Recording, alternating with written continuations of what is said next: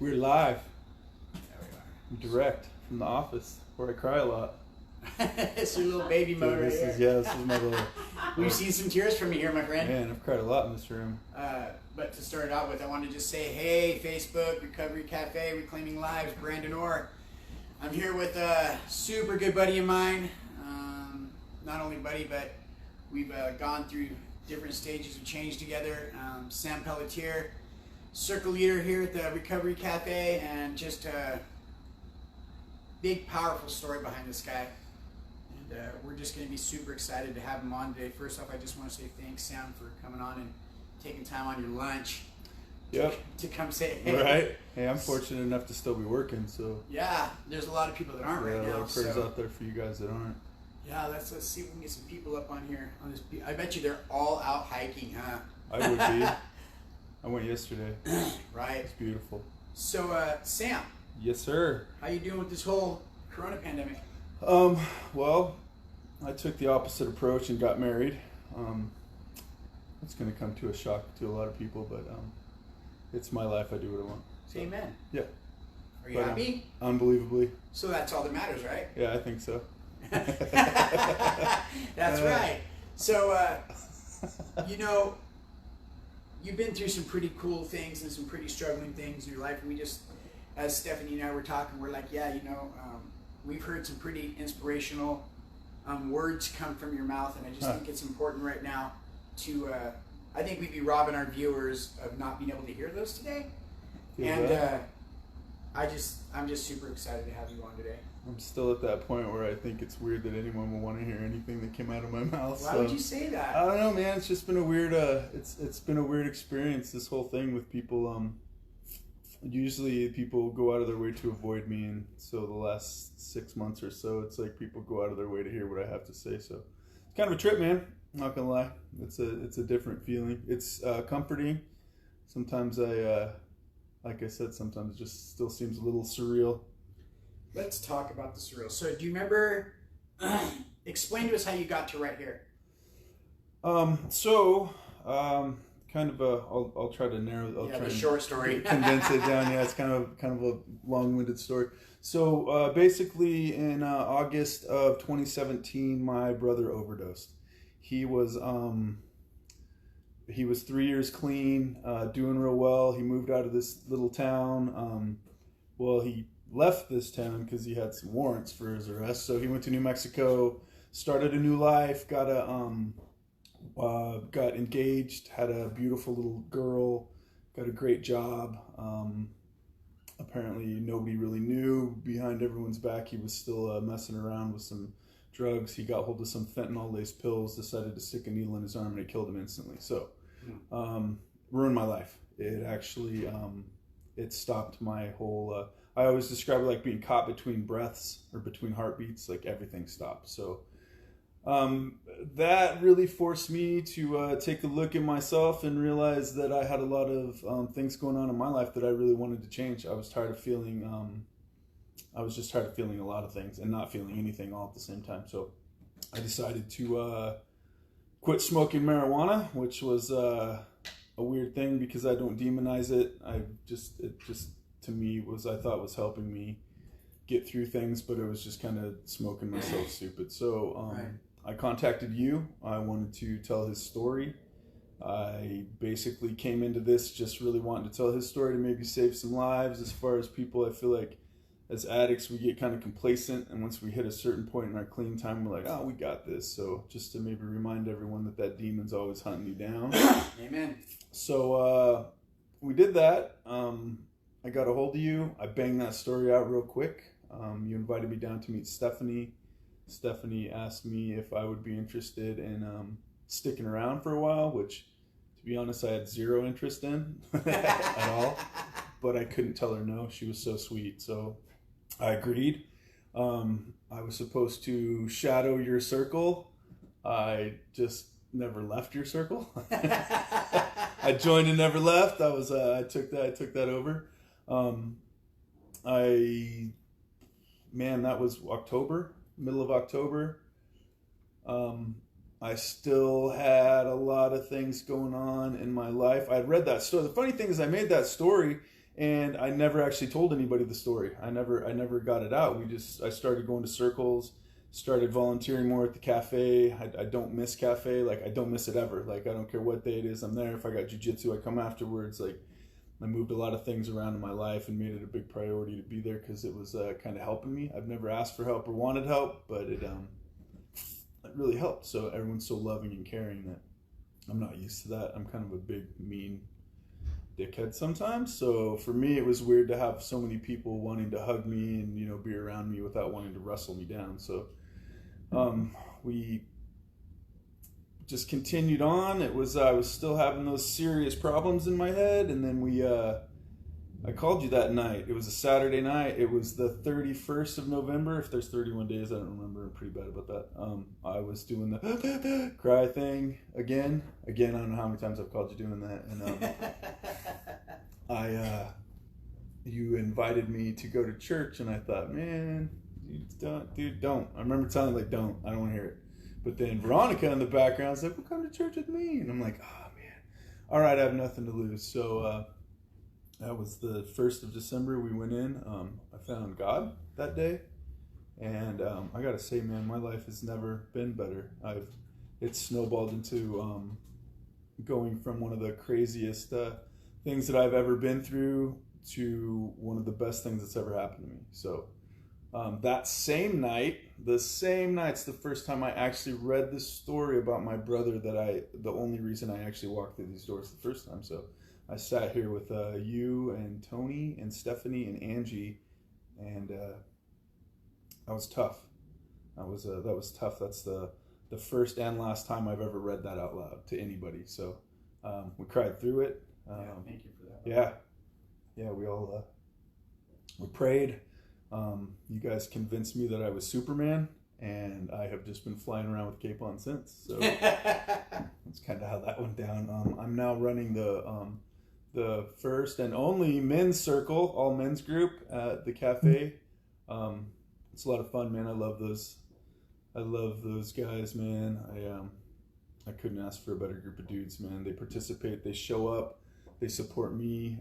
My circle, I don't compare it to other people's circles because everyone does their own thing, but that's my sanctuary. You know, I use them probably more than they use me.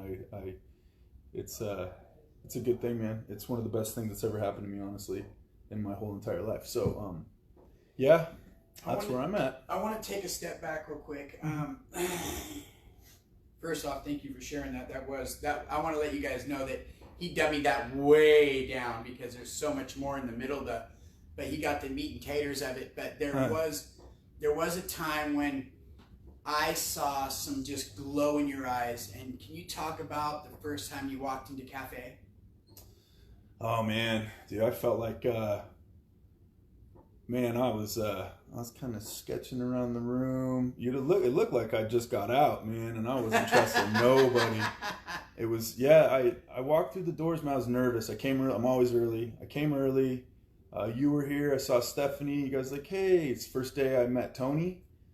He gave me a big hug. I'm not used to people touching me, so I was like, man, okay, that's a trip. So he hugged me. And then it was just a wave of hugs, like, which is weird to sit here now because we can't touch anybody. But at that point in time, man, hugs and smiles, and everybody came up and talked to me and wanted to know my name and why I was there and how I was. It was overwhelming.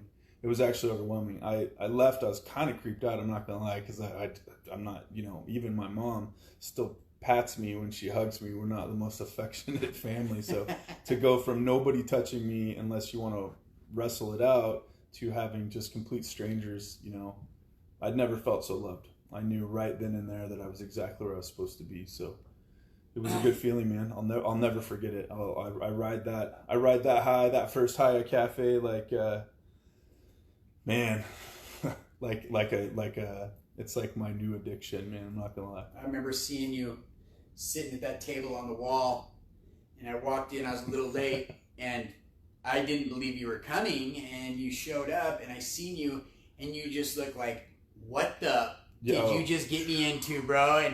And I got to tell you, the way you embraced it, what really made me know that you were making it your home is when you brought your son Adric in. Yeah, that was the Halloween. Yeah, yep. That was a Halloween party. That was the night I got to meet your son and your youngest son, and he was just idolizing his father that day, and really tripped out about what his dad, the turnaround his dad was making. Do you want to talk a little bit about that time you spent? Yeah. So just a little recap on the relationship I have with my youngest son. It's not in me to badmouth anybody ever. So his mom's just got her thing going on. I've got mine. He's with me most of the time.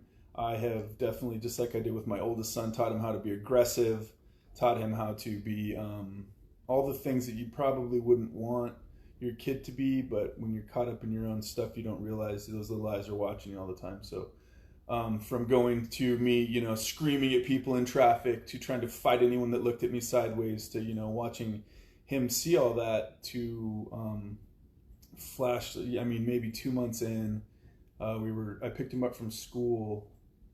I'm going to try not to cry, and I don't want to hear anybody making fun of me because I can still fight. Make fun of him. So we were driving away from the school. I had borrowed a truck because at that point, God stripped everything from me. He wanted to humble me, and he did. He took work from me. He took my car from me. So I borrowed a truck. We're driving, and it was real quiet. And I asked him, how was your day? And he said, it was good. He goes, I want to tell you something. I thought, oh, no. What did he do?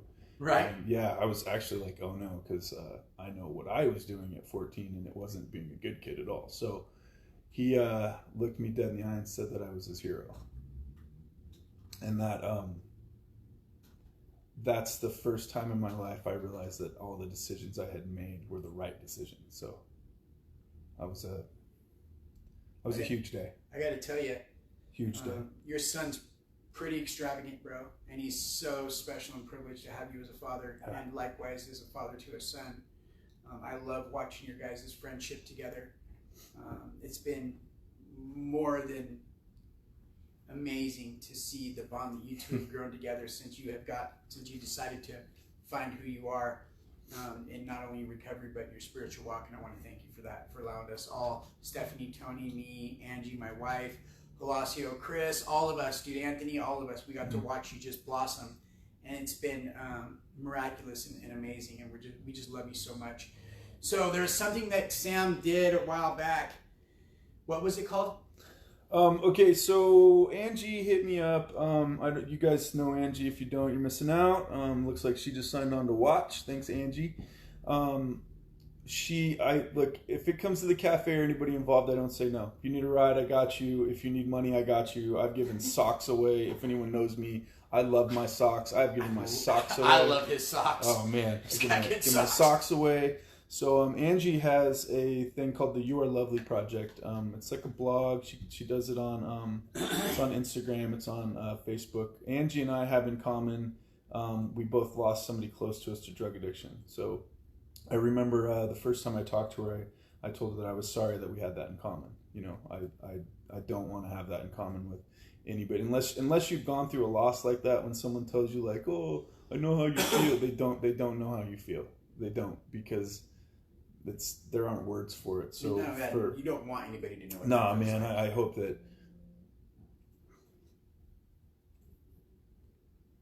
You're welcome.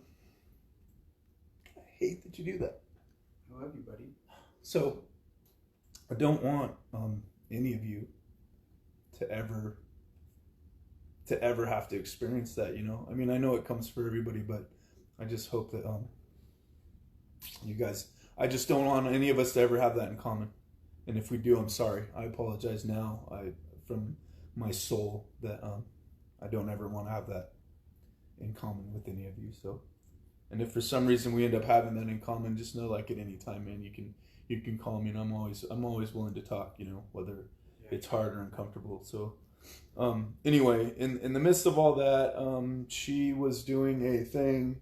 Man, I told myself I was going to cry today. You guys in this stupid room. It's something in this room. Allergies. It's allergies.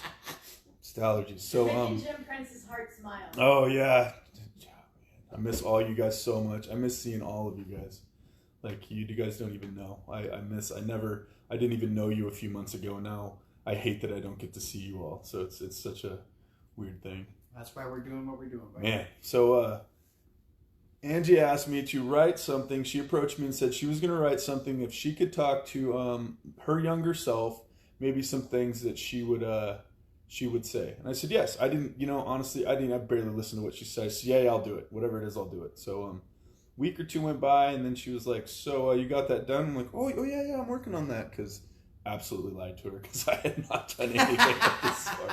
So I grabbed my notebook. I came to cafe. I sat with, there was like 4 or 5 of us at the table. Tony was there. I'm trying to remember. If I forget who was sitting at the table, I apologize.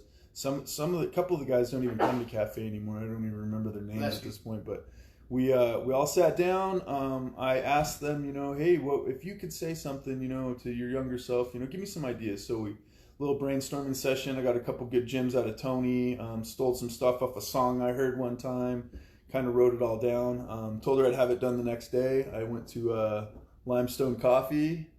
Banged it out in like 30 minutes. I got to tell you guys though, that 30 minutes of my life has turned into speaking in front of for fundraisers. It's going to get to a point where I'm going to get sick and tired of telling this stuff. Telling you, man, I tell this so many times, but that 30 minutes changed my life completely. So I did it. I gave it to her. She posted it. I got I've never gotten such good responses. Good feedback. Yeah, like the messages. Usually the messages I get in my DMs aren't the ones I could repeat on here, but those messages I got were they were heartfelt. They were actually people that they were receptive to it. And then, like I said, it turned into I've spoke at 2 of the let me rephrase. I've cried in front of a bunch of strangers twice at so stupid at fundraising dinners that I never thought. Who would have thought I'd ever be in a fundraiser of any sort, except maybe to get me out of trouble fundraiser, but instead, the GoFundMe, I screwed up. My temper got the better of me. Well, so. The reason I want you to read this, because I feel like we would be doing you a disservice and our viewers a disservice if they didn't hear this, because like I told you, not only has it resonated with me almost every day, but I think that when they hear this, it's really going to touch a lot of people. So with that being said, Sam Pelletier. So yeah, okay, so this is I'm gonna read you what she posted, because she actually posted this. Sometimes you're introduced to someone and you just know instantly there's something pretty special about them. This boy has a big story and he touched my soul in a big way, and it's an absolute honor to co-post with him on the subject of Dear Younger Me. Perception and reality are intriguing, the way we see others and the way we see ourselves. It's thought-provoking and should be examined. To all our young men. So before I even read this, I pretty much just sat and thought about talking to my youngest son. So, and the things that I wish that I didn't have a dad growing up. I had a stepdad that was real hands-on, so no one ever really told me. So this is just stuff, like I said, in the collaboration with the other guys. So I'll try and read it slow. I apologize. I get super nervous. Well, he's a really good fast reader, so. I paid a little bit of attention in school when I wasn't causing trouble. Okay, so Dear Younger Me. I wish someone would have told me the truth about life, not sugarcoat things to fit their agenda. I wish someone would have told me that life is absolutely unfair, and that is okay. I wish someone would have told me that in fact success is easy. It comes from hard work and determination. I wish that someone would have told me that I didn't have to be a victim of my circumstances. I can unlearn pattern behavior just as easy as I learned it. I wish someone would have told me that if I want love, I would have to give some away, and if I want love, I would have to learn how to change. I wish someone would have told me that I can do hard things and to not get discouraged by a challenge. I wish someone would have told me that not everything deserves a reaction. There's something powerful in letting things go. I wish someone would have told me it's okay to be held accountable. Accountability is an uplifting thing. I wish someone would have told me that decisions made out of anger and pride can have long-term consequences, sometimes dire ones. I wish someone would have told me that my opinion is just that, an opinion, and it's sometimes better kept to myself. I wish someone would have told me that it is okay to be vulnerable. It doesn't make you less of a man. I wish someone would have told me being weak has its own strength. But most importantly, I wish someone would have told me everything was going to be okay. And then I left it with a little quote from one of my favorite tough guys on the planet. It says, if you fill your mind with knowledge, you will find success not only will become easy, it will become a consequence. Read daily, write daily, live daily, train daily, and give thanks daily. Who wrote that? Palm de Blas. Oof. Yes, one of my favorite. He's an ex-UFC fighter who trains some of the best guys in Brazilian Jiu-Jitsu. Because if you know me, you know I'm obsessed with wrestling around with men in my pajamas. So, well, you guys, I brought Sam here today because that story, not only is his story super powerful, which we'll get on a bigger stage here soon, but that which he just read resonates with me every day. I sure hope you guys get something out of that, and I sure hope you guys get something out of what Sam had to say today. We love you a lot, and we're super blessed that you guys continue to watch this and continue to view this and continue just to, stay connected. It's so important in these times. And I just want to remind you guys that don't give up. This is going to pass. We're not going anywhere. You can get a hold of me, 541-890-0590 at any time. And if you don't know Stephanie's number, she can give it to you. Sam, do you got anything to say to encourage these guys while we go through this before we go? Man, just remember, you guys, give thanks to yourself at least once a day, man. Remember that there's a lot of powers helping you out, but you made that choice. I'm a firm believer in a lot of things in my life, but the one thing I try to believe in every day is myself. If you don't give yourself just that little bit of credit, you did it. You guys made that choice. You make that choice every day to stay clean, stay healthy. It's a choice. It has nothing to do. You can pray about a lot of things, but you got to make that choice personally. So give you guys yourself a break, man. A little pat on the back. I love all you guys, man. I miss you guys. I miss you terribly. I am probably still going to be uncomfortable hugging you all when this is over, but I plan on hugging every one of you. So I love you guys, man. I miss you. If you guys need anything, man, my number is written on every bathroom stall in town. You know how to get hold of me. It's nothing but love for you guys, man. I can't wait to see you guys. All right, you guys. Take care. God bless. Get a hold of us if you need us. Right. Love you.